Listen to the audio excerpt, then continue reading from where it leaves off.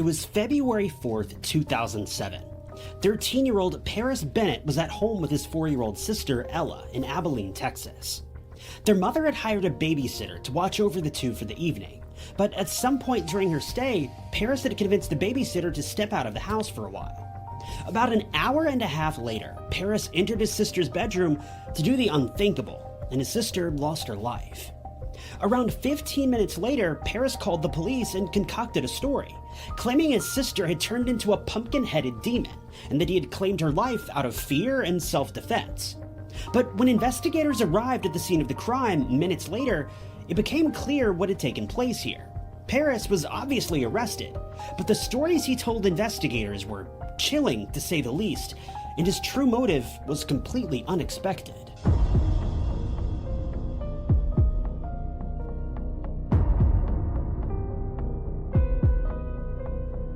Paris and Ella Bennett were, for the most part, ordinary kids. They grew up with their mother in Abilene, Texas in the early 2000s. Their mother, Charity, was a single mom who did the best she could for her kids. Her children had two different fathers, but they were raised as part of the same household, with Charity presumably having full custody of them both. One interesting thing to note about Charity is that her mother, Kille, was actually believed to have conspired against her husband and attempted to take his life, her husband naturally being Charity's father. While her mother was never found guilty, in the eyes of the public, she certainly was. Many people believe that there was more than enough evidence to prove that she was at fault, but regardless, she was found not guilty on all counts. Even Charity believes her own mother was guilty, but no one has ever been able to prove it. When Charity was a young girl, she claims her mother rarely gave her any sort of attention. For Charity, it was more or less like she didn't even exist in the eyes of her mom. Some sources say, rather strangely, that Charity made a conscious decision as a young girl to become addicted to drugs in an attempt to get her mother's attention, and finally receive some form of maternal love. But even this didn't work. Her mother truly couldn't have cared less, with many people describing her as a psychopath. Now, I find it rather hard to believe that someone would purposefully become addicted to drugs, but that's what all of the sources claim, so it does appear to be true. And if this is true, it really shows just how far Charity was willing to go to feel some sort of love. Needless to say, Charity had a very hard time growing up. The unfortunate truth is, in many cases, it doesn't matter how much we try to improve the lives of our children compared to how we ourselves were raised, we're all bound to make the same mistakes and end up falling into the same path as our parents at some point or another. The important part is just that we fix these mistakes along the way. But as difficult as this may be to digest, Paris, Charity's son, claims that Charity was no exception to this rule. See, when Paris was a young boy, he was described as incredibly likable and charismatic. He'd make friends with just about anyone, but as the years passed by, his behaviors began to change. He was tested at one point and found to have an IQ of 141, which is pretty impressive. His future looked incredibly bright, but then his sister was born, and everything changed in the blink of an eye. Paris claims that after his sister's birth, his mother couldn't have cared less about him. He was used to being the center of his mother's attention, but all of that went out the window rather unexpectedly. Paris believes that his mother was so caught up in his sister's life and her former drug addiction that she completely ignored him. Now, to be unbiased here, I've got to say this may have been true. I have no idea. I wasn't there. Paris's claims may have been 100% accurate. But what I will say is that I find that hard to believe, after taking into account the various statements and interviews that Charity has released since the impending crime took place. But in his own eyes, Paris felt so betrayed by his mother that he took every opportunity to make her life difficult. This all reached a boiling point sometime in 2006, just a year prior to the crime that would bring an entire community to their knees. We don't know the specifics surrounding this scenario, but Paris's rage towards his mother grew to such an incredible degree that he actually attempted to claim his mother's life. From the scarce details that are available, it seems Paris took off after his mother while wielding a knife, but she somehow managed to escape the situation. Paris was then put into a mental health facility so that he could get the help that he needed. He was released later on, but it doesn't seem like he ever learned his lesson. This would all bring us to February of 2007, the year that everything changed for the Bennett family, and their lives would never be the same again. Sources vary, claiming what specific date this crime unfolded. Some say that it took place on February 4th, while others claim that it took place on February 5th. Charity had been working at the local Buffalo Wild Wings that evening, working late into the evening, well past midnight. Knowing that she would be out for most of the night, she hired a babysitter to watch over her kids for the evening. The evening was like any other, with the kids minding their own business and playing well into the night. But at around 10 p.m. that evening, Paris, now 13 years old, approached the babysitter and convinced her that he'd spoken with his mother, and she gave the babysitter permission to go home, presumably because the two kids had already gone to bed for the evening. The babysitter believed Paris and decided to leave, with Paris and his younger sister Ella now being left home alone. While it's safe to assume that the babysitter most likely believed the kids would simply go to bed, Paris had other plans. In the days after this disturbing crime was revealed, his mother says that she actually uncovered that he'd secretly been watching adult videos on their home computer that night. But these weren't the typical videos that teenagers would dig up without their parents' supervision. These videos were unusually aggressive and violent, and shockingly so. Charity says that she uncovered hours of content that he had watched, each video becoming more violent and more disturbing than the last. Now, I certainly won't go into the specifics of what Paris was watching, but what I will say is that it became glaringly obvious that Paris had some serious issues. While these videos were of an adult nature and were freely viewable online, we have no idea if some of these acts were even consensual or not. All we know is that they were far beyond anything a young teenager should be exposed to, and they would have been shocking even to most adults. But here's the incredibly scary and heartbreaking part. After watching these videos, Paris got a few ideas.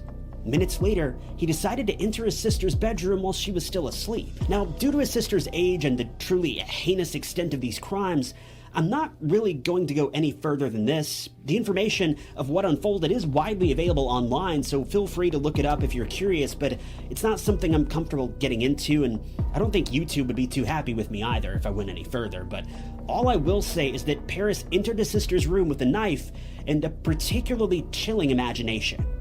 What he did to his sister was unlike anything that anyone should ever have to endure. We don't know just how long Paris was in Ella's room, but Charity, their mother, described Paris's actions as slow, methodical, not frenzied, and not an uncontrollable rage. Charity believes her son wanted to inflict as much pain as possible on his sister, all the while getting some sort of sick gratification for doing so. From the information I've been able to gather, my best guess would be that the crime began and ended in a period of about 30 to 45 minutes. After the crime was completed, Paris, believe it or not, called 911 and openly admitted to his crime, showing no remorse for his sister whatsoever. Once he explained what he had done, the 911 operator proceeded to walk Paris through the steps of performing CPR, hoping to keep his sister alive until paramedics could arrive. In the call, Paris agreed to carry out CPR, but in reality, he made 0 attempts to save his sister's life. As he could be heard counting compressions in the phone call, he would later admit he wasn't administering aid at all. Instead, he was just walking around the house counting, faking the entire thing. When police arrived at the scene just minutes later, they arrested Paris after just minutes of questioning. It became very clear to investigators this was no accident. It was intentional, and it was unlike anything they could have ever expected from such a young boy. But if you thought this was disturbing enough, things are only going to get worse, because when Paris was in custody, he rather quickly opened up about the crime. More specifically, he revealed his motive, and no one saw this coming. Now, I can't seem to determine just how long Paris was in police custody, but my guess would be a few weeks to a few months, but most of this info has been lost to time. But while speaking with investigators and his own mother, Paris decided to open up about his crimes. But before he did so, he tried to weasel his way out of the situation. He claimed that he was delusional and believed his sister was some sort of pumpkin-headed demon that he thought was going to attack him. He wasn't going to willingly let this happen, so he claimed that he attacked the demon in self-defense. But as you might expect, this story quickly unraveled, and investigators knew that he was lying. In the end, Paris decided to confess to everything that he had done, and as it would turn out, Paris wasn't ashamed of what he had done either. In fact, he was pleased with himself. When he confessed to the crime, he admitted that he had taken his sister's life for one main reason, because he wanted to hurt his mother as much as he possibly could. He knew how much his mother loved his sister, and what better way to get back at her than to remove his sister from the family. The crime appears to have been revenge against his mother for not paying enough attention to him, very similar to the pain and anger that Charity herself felt regarding her own mother all those years ago. While Charity had turned to addiction to counteract her pain, Paris had taken things much further and simply wanted his mother to feel the same pain that he had felt while being ignored. Now, again, I can't confirm whether Charity was truly an absent mother or not. It's entirely possible she was, but it's also entirely possible that Paris was simply jealous of his sister and wanted all of the attention for himself. There's just no way to know this for sure. But one thing is certain: the statements that Paris gave regarding the evening of the crime don't completely add up. When Charity was first speaking with her son behind bars, it seemed as though he wasn't quite ready to admit to the crime just yet. But the more she questioned him, the more information he revealed, until he finally opened up and truly confessed to everything that took place that evening. He finally admitted, quote, "You're right, I did kill her." According to Charity, he professed this with a sense of pride. When she pressed him about the disturbing videos that he'd been watching in the lead up to the crime, he also confessed to this and said that he'd been watching the videos because they made him angry, helping him to conjure up the courage to carry out the crime. See, he claimed he committed the crime as a way to get back at his mother, but investigators have reason to believe that this isn't entirely true. Instead, they believe there's a chance the crime may have been more sexually motivated than anything else. As they were collecting evidence from the scene of the crime, they noted that they were able to collect large amounts of bodily fluids from the scene of the crime. Now, I'm really trying hard to keep this video as respectful as possible, so I'll let you make your own conclusions about what these fluids were, but there's a reason that these fluids led police to believe the crime may have been sexually motivated. This would certainly seem to make sense, considering the videos that Paris had been watching just moments before the crime had unfolded. It's possible he had some sort of sadistic fantasies that he wanted to carry out, and his sister was simply a victim of circumstance, but it's also entirely possible he planned the crime for weeks, maybe even months, and simply took advantage of Ella because, in his eyes, why not? After all, by doing so, he would get what he wanted in more ways than one. He'd act out his twisted fantasies, but also get his sister out of the picture so his mother's attention would solely be on him. Unfortunately, this seems to be the most plausible answer here. According to Paris, he didn't plan on stopping at just ending his sister's life, though. He planned on taking the life of his mother too, but just never got the opportunity. According to Charity, her son told her that the reason he spared her life was because he learned that it was a lot harder to claim someone's life than he initially thought. She went on to say that her son also claims to have spared her life because if he took her life, she would only have suffered for 5 or 10 minutes. But if he kept her alive, she would suffer for the rest of her life. After being sent to trial, Paris was obviously convicted and sent to a juvenile detention center. He was given a sentence of 40 years with the possibility of parole after 20 years. He'll be eligible for parole in 2027, but it's pretty much certain that he will not be granted parole. According to Charity, her son has shown no improvement since he's been in prison, and she claims that he's even begun a relationship with a woman on the outside and has been plotting crimes with her from behind bars. Charity has begun to fear for her life, believing that her son may end up having her taken out while he's still behind bars. She also believes with every fiber of her being that when he's ultimately released sometime around 2047, he'll come for her.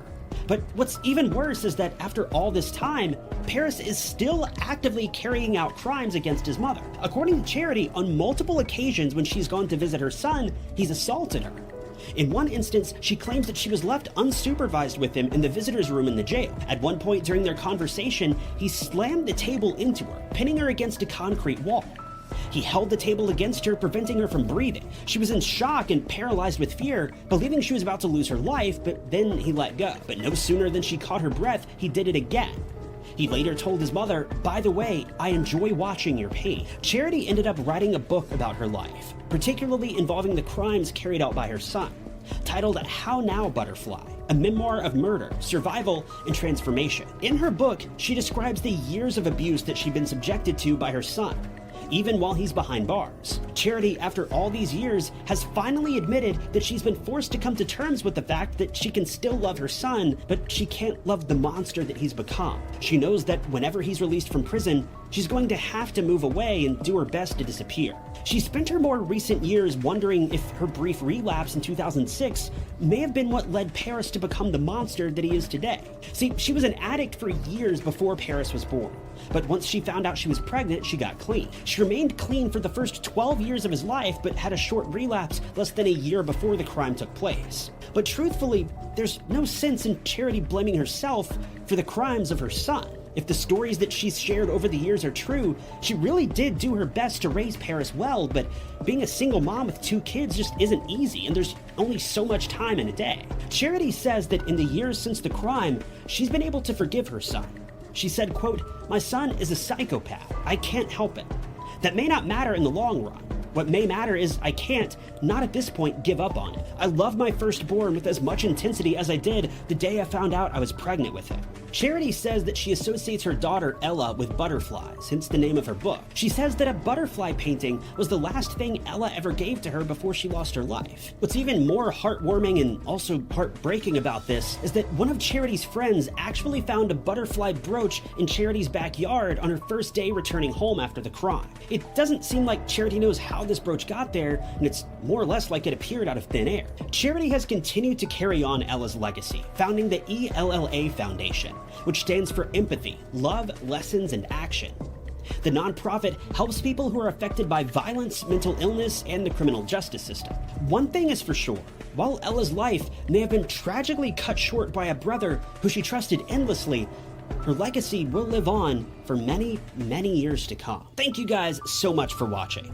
If you like this video, be sure to hit that like button. If you want to see more true crime stories just like this one, be sure to hit that subscribe button, and maybe consider sharing the video as well. If you want to help support the channel, the best way you can do that is by leaving a comment below. Any comment at all. It really helps out the channel a lot more than you may realize. You can also pick up a True Crime Stories mug at TyKnots.com. But with that, my name is Ty Knots. Thank you guys for watching, and I'll catch you guys in the next video.